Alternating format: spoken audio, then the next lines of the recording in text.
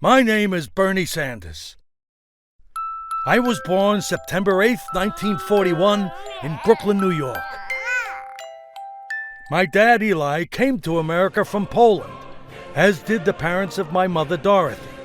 The rest, who stayed behind, were killed by socialists, National Socialists. My dad ran a small store, and my parents raised me and my older brother, Larry, in a rent-controlled apartment. We didn't have a lot of money, but I did have an imaginary friend. His name was Utopia, a magical creature who distributed resources from each according to his ability and to each according to his need. Utopia comforted me when I lost my first campaign for student body president, coming in third in a three-way race. I was able to avoid serving my country in Vietnam by going to college. Utopia came with me to college, where I read Karl Marx, joined the Young People's Socialist League, and hung out with communists.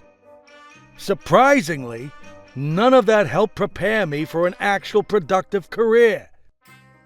After college, I worked in a psychiatric hospital, taught preschool, and wrote articles about women's sexual fantasies.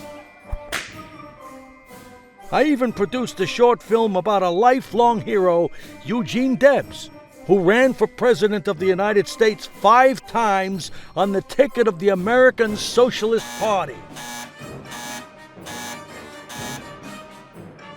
Welfare and unemployment checks paid my bills during this time, as did 4 of the women I lived with. Though life wasn't easy. My first wife, Deborah, was always on my case about not having a steady working-class job. Moron work, I called it. My girlfriend, Susan, and I had a baby. But Wall Street and greedy corporations rigged the system and made it impossible for me to make a decent living. I finally met Jane. She understood me and shared my commitment to Marxist ideals. After marrying, we thought, where would be the perfect place for a romantic honeymoon? The Soviet Union, of course. It was great. Utopia came with us to make sure we only saw what we wanted to see. Fancy theaters with puppets and chandeliers and subways, not the 20 million who died in famines and gulags and executions. We had such a great time, we decided to visit other communist dictatorships around the world. Nicaragua, where I met the socialist dictator Daniel Ortega, whose revolutionary army seized farms and businesses, and where I was treated in a special way, unlike the 14,000 the Sandinistas tortured, raped, and murdered. Cuba, where the dictator Fidel Castro was so busy fundamentally transforming that country that he unfortunately didn't have time to meet me. I admired Castro since I was a kid and thought it was appropriate that poor people were rising up against rather ugly rich people, seizing private farms and businesses and creating a mass network of government informants to spy on dissidents. In all these countries, I saw people lining up for food. That's a good thing. In other countries, people don't line up for food. The rich get the food and the poor starve to death. I decided to bring some of the policies, like public ownership of the major means of production, to the United States. After moving to Vermont in 1968, I started to run for political office. My platform included a top tax rate of 100%. I insisted that no one should be allowed to earn more than $1 million. I made headlines for speaking truth to power, like telling charity workers that I don't believe in charity, because only the government should provide social services to the needy. Finally, after 2 unsuccessful campaigns at 53 years of age, I became mayor of Burlington, Vermont in 1981. As a democratic socialist, I then became a congressman. and finally, a senator. In all my 24 years in the Congress, I passed 2 bills to name post offices in Vermont.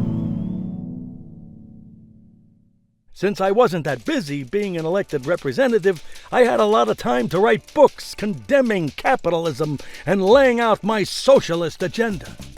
This record of accomplishment, my disgust with obscene levels of wealth in America, and my lifelong obsession with income inequality led to the obvious conclusion that I must run for President of the United States.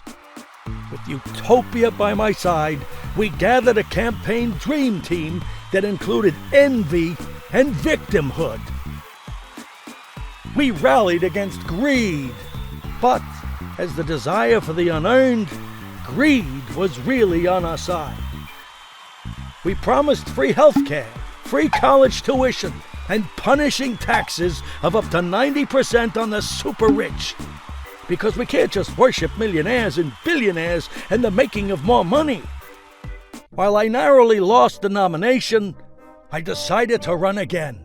And with the example of my hero Eugene Debs, may keep running for a few more times. Someone has to lead the revolution. And the presidential campaign gig has also helped sell my books. That and my nearly 40 years on the government payroll has made me rich. A multimillionaire with 3 houses, including a lakefront vacation home. Hypocrite? No. Prophet? Yes.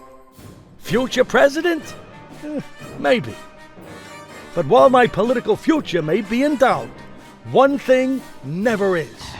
I control the narrative. I've seized the moral high ground those who believe in capitalism have failed to defend. And while my imaginary friend Utopia may not have found a home in failed socialist regimes around the world, thanks to me, he's alive and well in the imaginations of voters, especially the young, here in the United States of America.